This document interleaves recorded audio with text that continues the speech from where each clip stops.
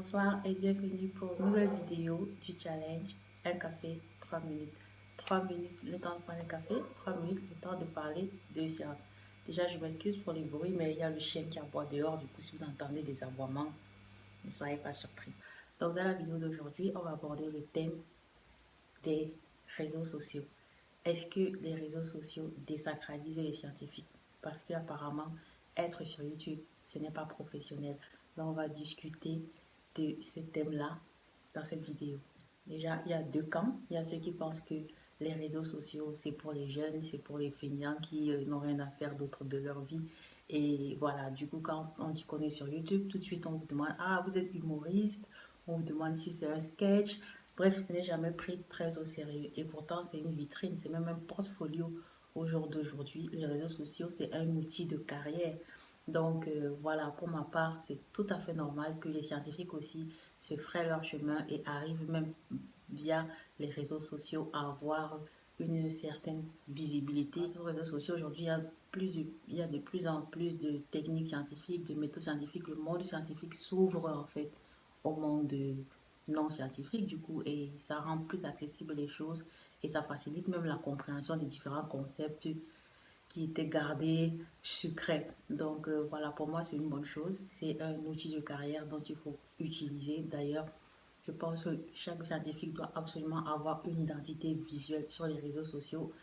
Et quand je parle des réseaux sociaux ici, je parle à Google Scholar, ResearchGate, LinkedIn, même Facebook aujourd'hui. Ce sont des vitrines où les scientifiques vont avoir une identité visuelle. Twitter qui est devenu la nouvelle plateforme académique. En fait, tout le monde maintenant est sur Twitter. Tous les laboratoires et les grands scientifiques ont un compte Twitter et ils tweetent à longueur de journée leurs trouvailles, leurs publications. Bref, c'est devenu carrément un outil de communication dont on ne pourrait se passer, et encore moins le scientifique.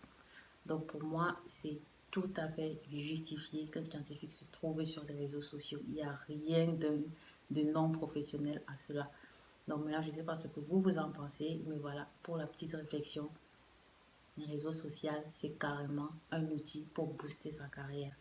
Donc je vous encourage, si vous êtes scientifique, à désacraliser cela en vous mettant sur les réseaux sociaux. Ici, surtout si vous aimez votre science, vous aimez partager et faire découvrir aux autres ce que vous faites, bah, c'est le meilleur endroit en fait. C'est le meilleur endroit pour toucher plus de monde en plus d'endroits et en une seule fois.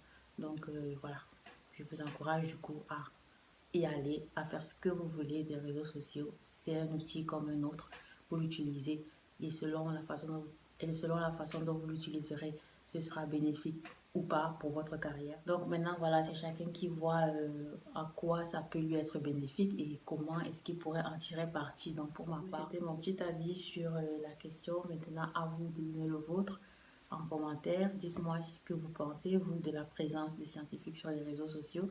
Si c'est un bon truc ou si c'est pas professionnel. Laissez-moi en commentaire vos avis respectifs et à demain pour la prochaine vidéo.